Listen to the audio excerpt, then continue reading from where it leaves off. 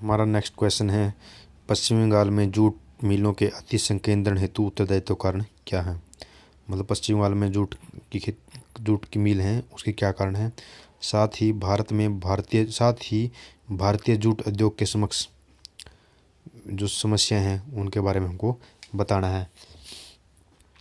देखो, जूट उद्योग पूर्वी भारत, विशेष रूप से पश्चिम बंगाल में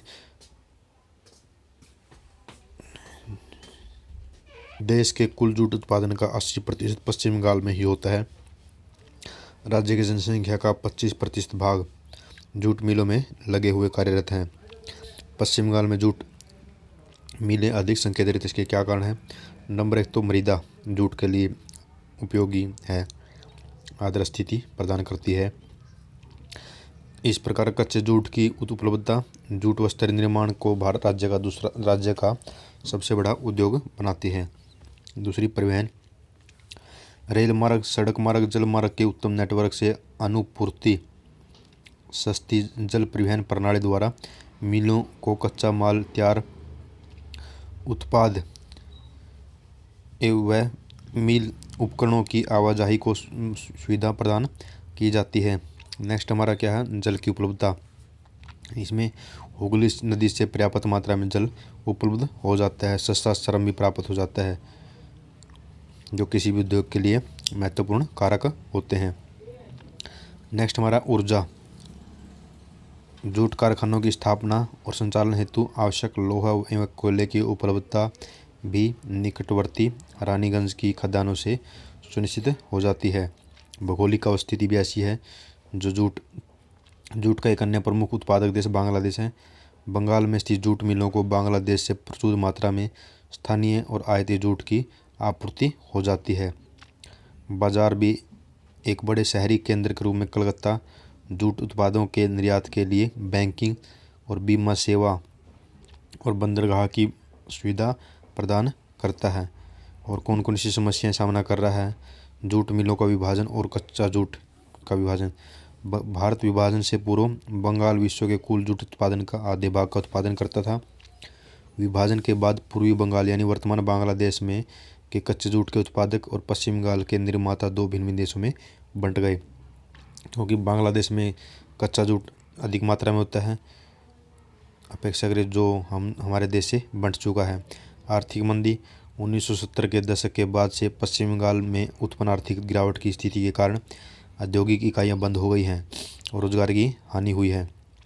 नेक्स्ट कौन सी है, मांग में कमी। संश्लेषित रेशा आने के बाद जूट का स्थान कम होता जा रहा है, जिसके कारण जूट की से संबंधित निर्मित वस्तुओं की मांग कम होती जा रही है। जागरूकता। उपभोक्ताओं के मध्य जूट फैब्रिक की विविधता, इसकी पर्यावरण अनुकूल प्रकृति के प्रति जागरूकता का अभाव भी इसे लोकप्रिय वस्त्र बनाने में एक बड़ी बाधा रही है।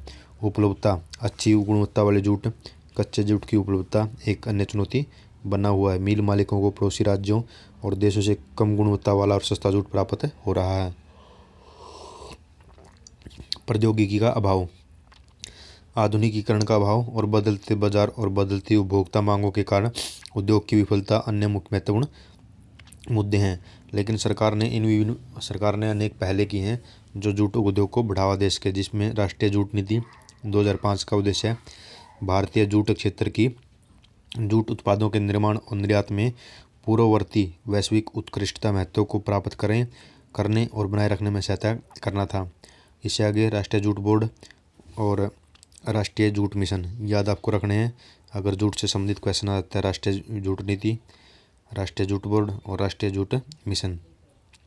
वर्ष 2022 तक एकल उपयोग वाले प्लास्टिक को समाप्त करने से संबंधित भारत सरकार की योजना भी जूट के उपयोग को बढ़ावा देगी। वेरी इंपॉर्टेंट, भारत सरकार का लक्ष्य है कि 2022 तक जो सिंगल यूज प्लास्टिक है उसके ऊपर प्रतिबंध लगाना, बिल्कुल बैन करना।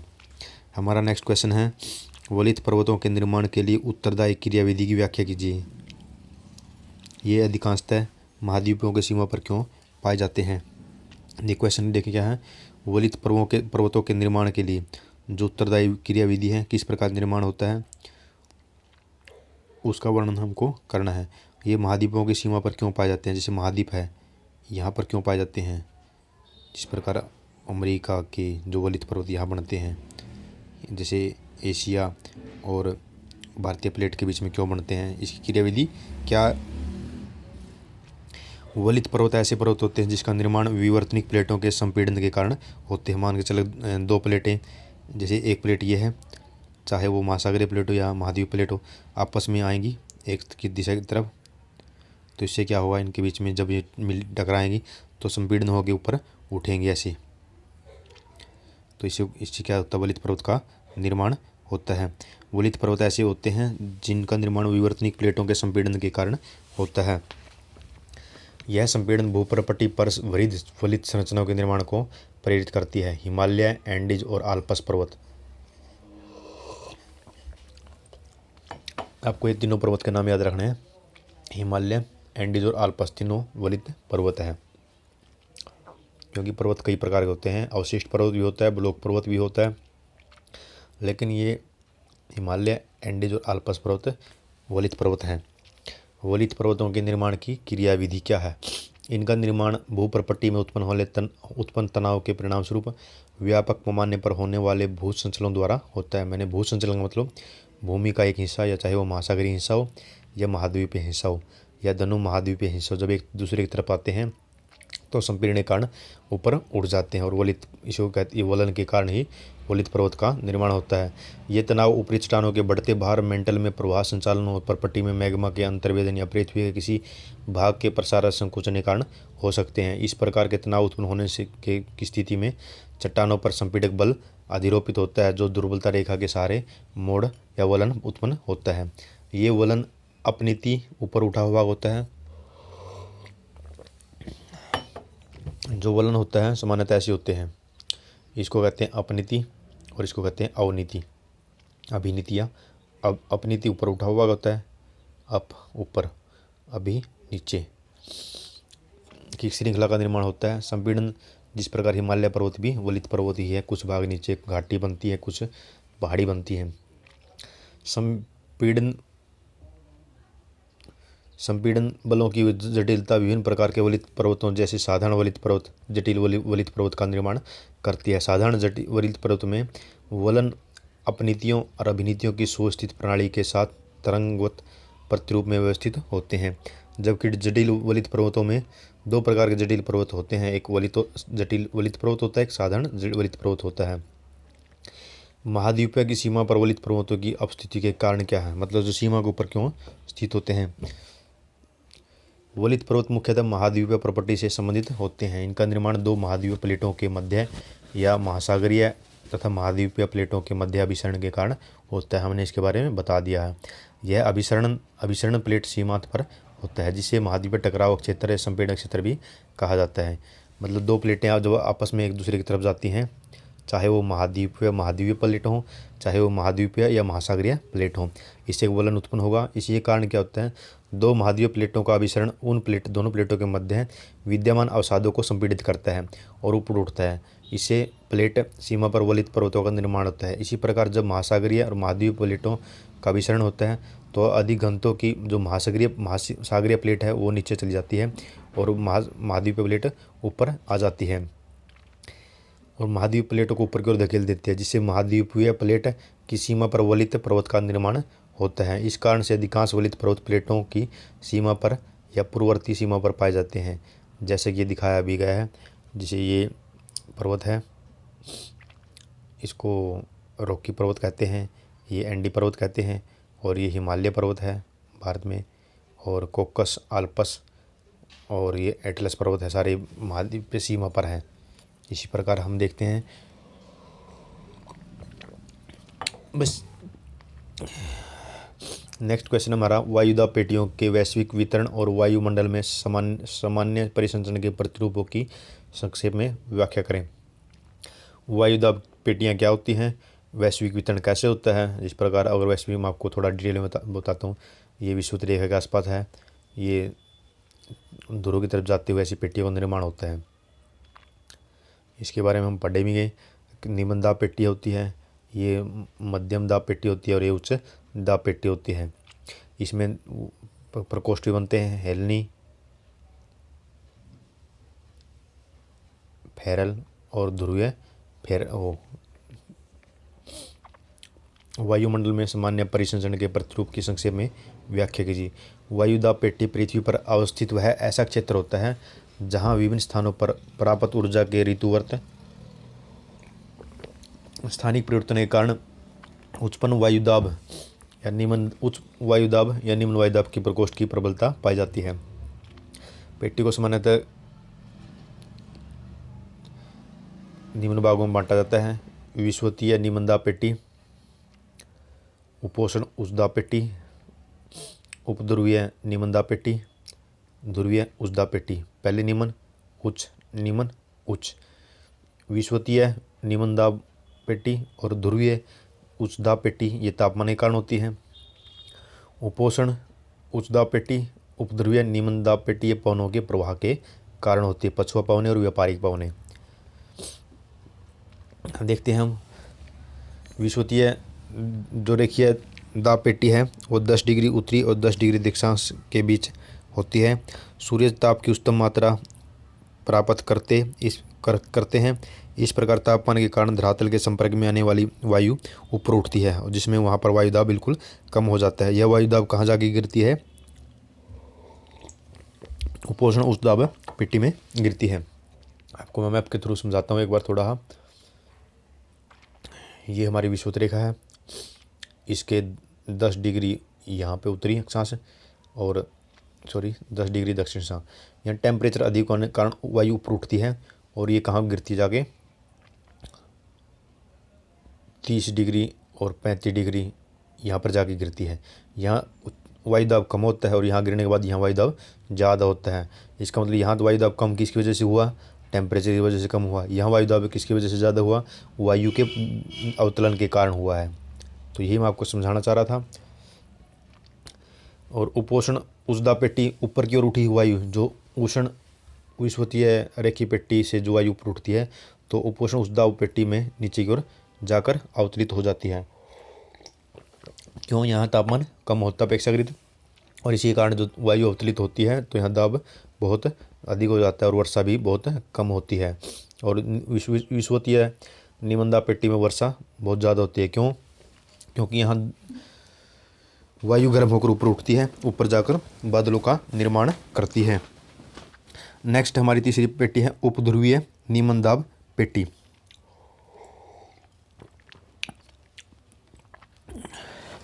अगर इसके बारे में मैं आपको समझाना चाहूँ, ये भी वायु की गति के कारण निर्मित होती है। हमने बताया ये विषुवतीय रेखा, ये उपोष्ण उच्च दाब पेटी कारण, ये उपध्रुवीय निम्न दाब पेटी, ये ध्रुवीय। देखो यहाँ दाब बहुत ज़्यादा है ध्रुव पर 90 डिग्री पे और यहाँ दाब अपेक्षाकृत कम है। तो जहाँ दाब ज़्यादा होता है वहाँ से हवा निम्न की ओर आती है। तो यहाँ दाब अत्यधिक है, इसके कारण जो वायु का प्रवाह है ध्रुवीय उच्च दाब पेटी से उपध्रुवीय निम्न दाब पेटी की ओर आता है। उपध्रुवीय निम्न दाब पेटी 60 डिग्री अक्षांश उत्तरी और 60 डिग्री दक्षिण के बीच में है। उपोष्ण उच्च दाब से आने वाली गर्म हवा वायु ध्रुव से आने वाली ठंडी हवा पर अधिरोपित हो जाती है। इससे उपध्रुवीय निम्न दाब क्षेत्र का निर्माण होता है। यह निम्न वायुदाब पेटी गतिकीय रूप से निर्मित होती है, मतलब वायु की गति के कारण।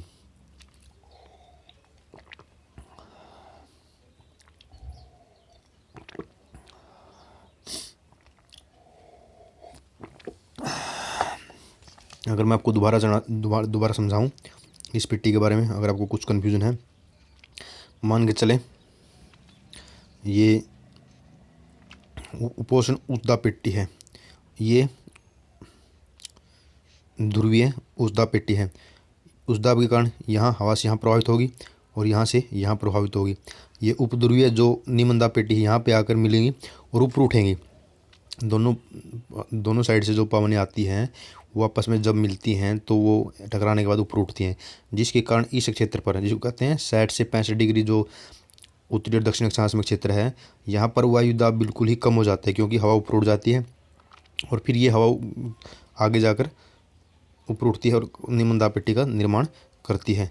और ध्रुवीय उच्च दाब पेटी, इसमें टेम्परेचर 0 से के आसपास होता है, जिसके कारण हवा अवतलित रहती है और उच्च वायुदाब पेटी का निर्माण करती है। ये मैप में दे भी रखा है। अगर आपको समझना हो तो समझें। वायुमंडल में सामान्य परिसंचरण प्रतिरूप के बारे में, इसमें 3 प्रकार की पवनें हैं, व्यापारिक पवनें, पछुआ पवनें और ध्रुवीय पवनें। व्यापारिक पवनें कहाँ बहती हैं, ये आपको दिखाता हूँ।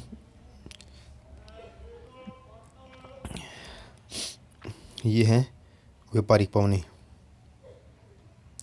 और ये हैं पछुआ पवनें। आपको पता है कि उत्तरी गोलार्ध में पवनें कोरियोलिस बल के कारण उत्तरी गोलार्ध में जब बहती हैं तो दाईं ओर मुड़ जाती हैं और दक्षिण गोलार्ध में बाईं ओर मुड़ जाती हैं। ये कोरियोलिस बल का प्रभाव है। कोरियोलिस बल के कारण क्या होता है, उत्तरी गोलार्ध में पवनें बहती हुई अपनी दिशा के दाईं ओर मुड़ जाती हैं और दक्षिणी गोलार्ध में अपनी दिशा के बाईं ओर मुड़ जाती हैं। और उसमें 3 प्रकोष्ठ का निर्माण होता है, हेडली, फैरल और पोलर सेल। मैंने इसको याद रखा हुआ है एच और F, H F, Hadley, Ferrel और तीसरा ध्रुवीय में पोलर सेल। 3 सेलों का निर्माण करता है। ये व्यापारिक पवनें, पछुआ पवनें और ध्रुवीय पवनें हैं, मैंने आपको बता भी दी हैं। और जो व्यापारिक पवनें हैं, व्यापारिक पवनें उपोष्ण कटिबंधीय उच्च दाब क्षेत्र से विषुवत निम्न दाब की ओर प्रभावित होती है, जिसके फलस्वरूप विषुवत क्षेत्रों पर अभिसरित होकर ये क्या होती है, ऊपर उठती हैं और एक ITCZ का निर्माण करती हैं। विषुवत रेखा की और वायु की पृष्ठीय गतिविधि को दक्षिण गोलार्ध में दक्षिण पूर्व व्यापारिक पवनें और उत्तरी गोलार्ध में उत्तरी पूर्वी व्यापारिक पवनें के नाम से जाना जाता है। उत्तरी पूर्व मतलब ये दिशा को निरूपित करती है, मतलब ये क्या होती हैं, ऐसे बहती हैं उत्तर और पूर्व से, उत्तर पूर्व से। और दक्षिण में कैसे बहती हैं, दक्षिणी पूर्व ऐसे बहती हैं। और पछुआ पवनें मध्य अक्षांश में उपोष्ण कटिबंधीय उच्च दाब क्षेत्रों पर अवतलित होने वाली पवनें सभी दिशाओं में प्रक्षेपित होती हैं और ध्रुवों की ओर जाने वाली पवनें कोरियोलिस बल के कारण विक्षेपित होकर पश्चिम से पूर्व की दिशा में प्रभावित होते हैं, जिन्हें पछुआ पवनें कहते हैं। ध्रुवीय पवनें ये क्या होती हैं, ये ध्रुवीय पवनें उत्तरी उपध्रुवीय निम्न दाब से ठंडी सघन वायु ध्रुव की ओर प्रभावित होती हैं और ध्रुवीय पवनों के रूप में, ध्रुवीय पूर्वी पवनों के रूप में अवतलित हो जाती हैं। ये पवनें तापीय ऊर्जा को निम्न अक्षांशों से उच्च अक्षांशों में स्थानांतरित करके वायुमंडल के ताप परिसंचरण को नियमित करती हैं। नेक्स्ट हमारा क्वेश्चन है, अंतः उष्णकटिबंधीय अभिसरण क्षेत्र क्या है। मैं आपको ये बताना चाहता हूँ, जब तक आप ज्योग्राफी का बेसिक कवर नहीं कर लेते, नहीं पढ़ते, तो आपको क्वेश्चन शायद मुश्किल ही लगे। लेकिन अगर आप ज्योग्राफी का बेसिक कर लेते हैं, उसके बाद ये क्वेश्चन डील करते हैं, तो शायद आपको ये आसान लगे। मेरा मकसद सिर्फ आपको क्वेश्चनों को कैसे अटैम्प्ट करना है, उसमें क्या मैटर लिखना है, आप उसको सुनेंगे, सुनना हुआ ज़्यादा टाइम याद रहता है, इसलिए हम इन क्वेश्चनों को डिस्कस भी कर रहे हैं। और मैं चाहता हूँ कि आप मेरे साथ प्री और मेंस की तैयारी में सहभागी और सहयोगी बने, मोटिवेट भी करते रहें और वीडियो को शेयर भी करते रहें। हमारा नेक्स्ट क्वेश्चन क्या है, अंतः उष्णकटिबंधीय अभिसरण क्षेत्र क्या है। यह भारतीय कानून को किस प्रकार प्रभावित करता है। What is intertropical convergence zone? How does it influence the Indian monsoon? How does it influence the Indian monsoon? अंतर उष्णकटिबंधीय अभिसरण क्षेत्र ITCZ एक निम्न दाब वायु क्षेत्र है, जहाँ उपोष्ण उच्च दाब पेटी से हवा आती है, वायु का अभिसरण होता है, आरोहण होता है। यह लगभग 10 डिग्री उत्तरी और दक्षिणी के मध्य विषुवत रेखा के निकट होता है। यह वायु की स्थिति से के कर्क रेखा और मकर रेखा के संचलन के अनुसार क्रमशः उत्तर और दक्षिण दिशा में स्थानांतरित हो जाता है। सतही और महासागरीय विन्यास के कारण दक्षिणी गोलार्ध की तुलना में उत्तरी गोलार्ध में अधिकतम विस्थापन देखा जाता है, क्योंकि उत्तरी गोलार्ध में तापमान का जो बदलाव हो अधिकतम होता है। दक्षिणी गोलार्ध में जल की मात्रा अधिक होने के कारण जो तापमान में जो साम्यता है अधिक होती है। भारतीय मानसून पर क्या प्रभाव पड़ता है ITCZ का, देखो ये पता है हमको। जब ITCZ हमको पता भारत की लोकेशन कहाँ पे है, ये यहाँ पे भारत की लोकेशन।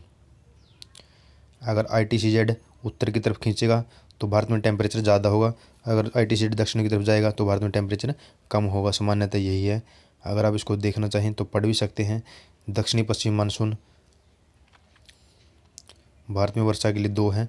अगर ये भारत है, ये दक्षिण पश्चिम मानसून है, जो पवनें चलती हैं, जो वर्षा का कारण होती है। सबसे अधिक वर्षा 80% वर्षा भारत में दक्षिण पश्चिम मानसून के कारण होती है। और उत्तर पूर्व मानसून होती हैं, जो हिमालय से निकल कर आती हैं। जल के भाव के कारण ये वर्षा नहीं करती। केवल बंगाल की खाड़ी से गुजरने के बाद ही केवल तमिलनाडु के हिस्से में कुछ वर्षा करती हैं, और ये इस ITCZ का इन पवनों के ऊपर प्रभाव पड़ता है। हमारा नेक्स्ट क्वेश्चन है, सामाजिक वानिकी से आप क्या समझते हैं, और इसके सामाजिक आर्थिक लाभ बताने हमको। सामाजिक वानिकी सिंपल है, सामाजिक जो भूमि है, सार्वजनिक भूमि है। सामाजिक वानिकी का अर्थ है तात्पर्य पर्यावरण, सामाजिक और ग्रामीण विकास में सहायता प्रदान करने के उद्देश्य से वनों का संरक्षण करना, प्रबंधन करना। उर्वर भूमि पर जो अनुपजाऊ भूमि है, बंजर भूमि है, उस पर वनीकरण करना। इसके 3 श्रेणियों में बांटा गया है। शहरी वानिकी, शहर में जो खाली जगह पड़ी है। ग्रामीण वानिकी, जो कृषि वानिकी और सामुदायिक वानिकी को बढ़ावा दिया जाता है। और कृषि वानिकी क्या होता है, कृषि के साथ साथ भूमि पर फसलों के साथ साथ उसको उगाया जाता है। सामुदायिक वानिकी क्या होता है, जो सार्वजनिक स्थान है वहाँ पर पेड़ पौधे लगाना। फार्म वानिकी क्या होता है, कृषि द्वारा अपनी कृषि भूमि पर वाणिज्यिक और गैर वाणिज्यिक प्रयोजन के लिए वृक्ष का लगाए जाते हैं। सामाजिक आर्थिक लाभ क्या है, इसमें सामान्यता है ये। एक तो आर्थिक रूप से महत्वपूर्ण है, जो जैव विविधता के लिए महत्वपूर्ण है, मनोरंजन के लिए महत्वपूर्ण है, कच्चे माल की आपूर्ति करता है, ऑक्सीजन वगैरह की वो करता है स्वस्थ पर्यावरण के लिए, जो ऊष्माद्वीपों को कम की संख्या को कम करता है। ये नॉर्मल पॉइंट है, और इसको लेकर कुछ राज्य द्वारा इस संबंध में कुछ अन्य पहले भी किए गए हैं। इसके द्वारा वर्ष 1969 से 70 में सामाजिक वानिकी कार्यक्रम आरंभ किया गया था, जो मतलब पृथ्वी पर वनों के प्रतिशत को बढ़ाना सामाजिक वानिकी का मुख्य उद्देश्य है। अगर वन अधिक होंगे तो उससे क्या सामाजिक और क्या आर्थिक प्रभाव पड़ेंगे, ये सामान्य क्वेश्चन है। सामान्य आंसर आप लिख सकते हो, आर्थिक क्या होगा और सामाजिक क्या प्रभाव होगा। इसी तरह दोस्तों धन्यवाद, हमने 10 क्वेश्चन कर लिए। नेक्स्ट वीडियो हम 11 से 20 तक करेंगे। आप भी इसी तरह लगते रहें, पढ़ते रहें, बार बार सुनते रहें, तो आपको ये पहली बार में अजीब लगेगा, लेकिन बार बार पढ़ेंगे, समझेंगे, तो आप प्री के साथ साथ मेंस की तैयारी को भी फोकस रख सकेंगे। धन्यवाद दोस्तों। अगर आपको वीडियो अच्छी लगती है तो चैनल को सब्सक्राइब भी करें, ताकि मुझे मोटिवेशन मिलता रहे और आप मेरे साथ सहभागी के साथ साथ सहयोगी भी बने। धन्यवाद दोस्तों।